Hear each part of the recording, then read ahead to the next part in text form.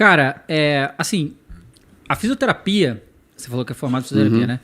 Ela é uma ciência jovem, né? Assim, comparado com a medicina, por exemplo, né? Não tem, sei lá, 1940, 50? Não, jovem. Jovem, né? Foi uma coisa assim, né?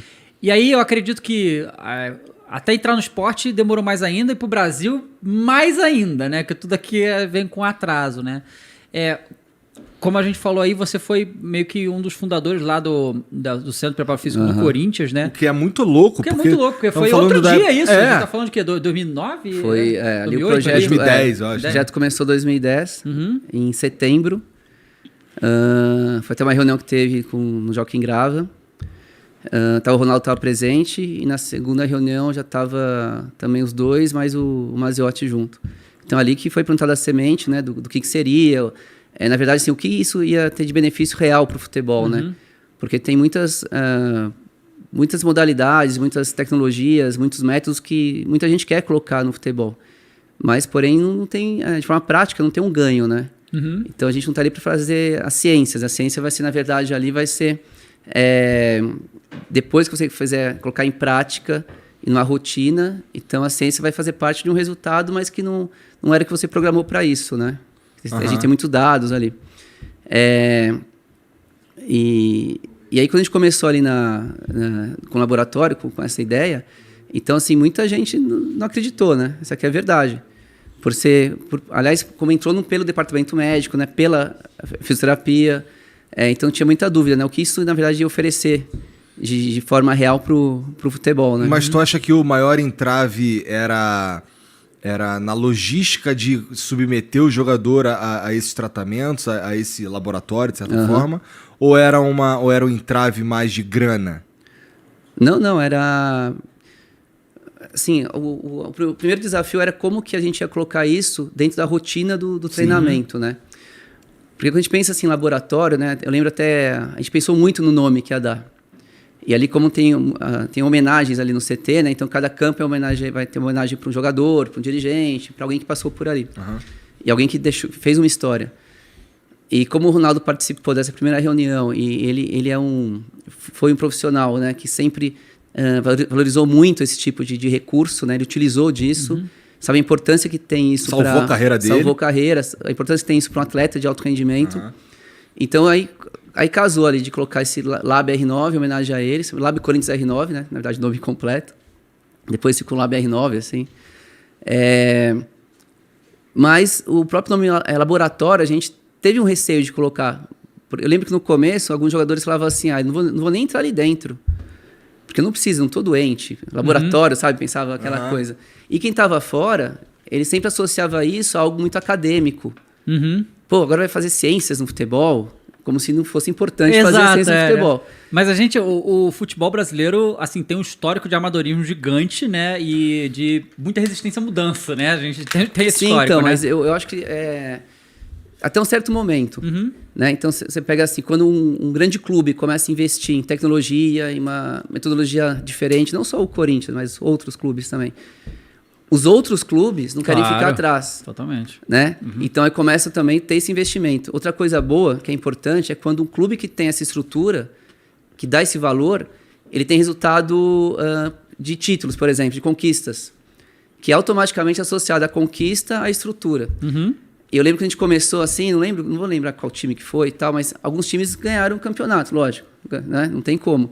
E não tinha uma estrutura ainda dessa forma. Como já tinha lá o clube, outros clubes também, pelo Brasil. E no fundo a gente ficava um pouquinho assim descontente. Não só por não ter ganho, mas por acreditar que, aquele clube que está ganhando, sem uma estrutura que proporciona um alto rendimento para o atleta, em todos os sentidos, não só essa parte de gestual biomecânica ou prevenção, mas em todos os sentidos, lá na frente ele fala, tá vendo? Para quem investir? A gente ganha título.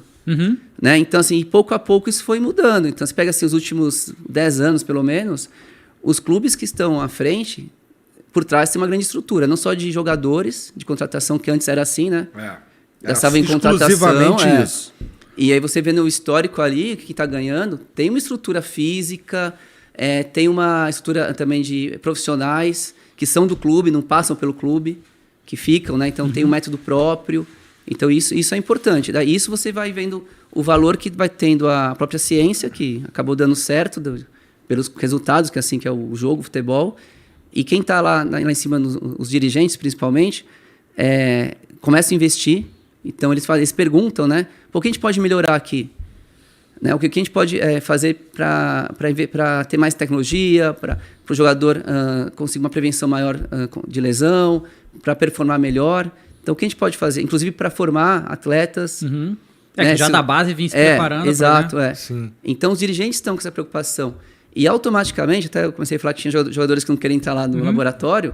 Depois de um tempo, acho que 2 anos, pelo menos, inverteu. Então, os atletas lá do clube falavam assim, quando que eu vou fazer o trabalho lá dentro? Porque via algum que passou lá e viu ele performar de certa forma, não só de gol ou de assistência, mas de outras formas. Então, o que eu posso fazer para ficar igual ele? Então, eles foram se comparando e foram querendo utilizar a estrutura.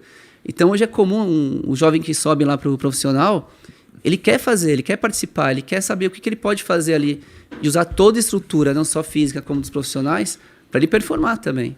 Então, quem está subindo hoje para o time principal já vem com uma outra mentalidade. Esse projeto que nasceu aqui no Brasil, no Corinthians, com você e tudo mais, e com Mazzeotti, né? Isso, ele foi replicado em outros clubes? Hoje existem outros laboratórios pelo Brasil? Então, pelo Brasil, assim, um ambiente mesmo, sensorizado, desde as câmeras, a plataforma de forças, a parte muscular, os eletrodos e outros sensores, assim, eu não conheço ainda o que tem assim no Brasil. Porém, eu tenho muitos colegas que fazem essa parte de avaliação biomecânica e treino biomecânico, né?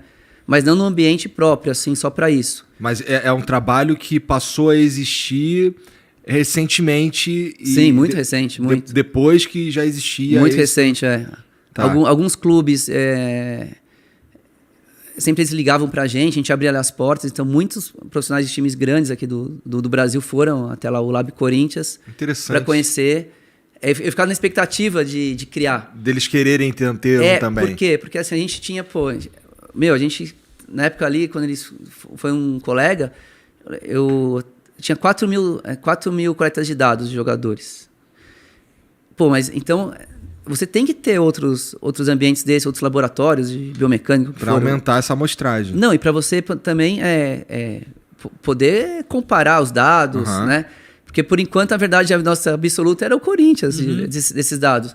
Então, eu tinha interesse em saber, o que você está vendo lá? Porque você enxergando, igual vocês, né? Vocês, no programa, né? Se assistir uma vez só vocês mesmos, vocês vão ver algumas coisas que podiam melhorar. As pessoas de fora vão ver outras, né? Porque elas não estão dentro, né, do sistema ali. Então, eu queria ter essa informação, né? Lá a gente faz isso, é bem melhor, que a gente rende mais. E eu não tive isso ainda, né? Esse privilégio de ter outros laboratórios para a gente compartilhar informações.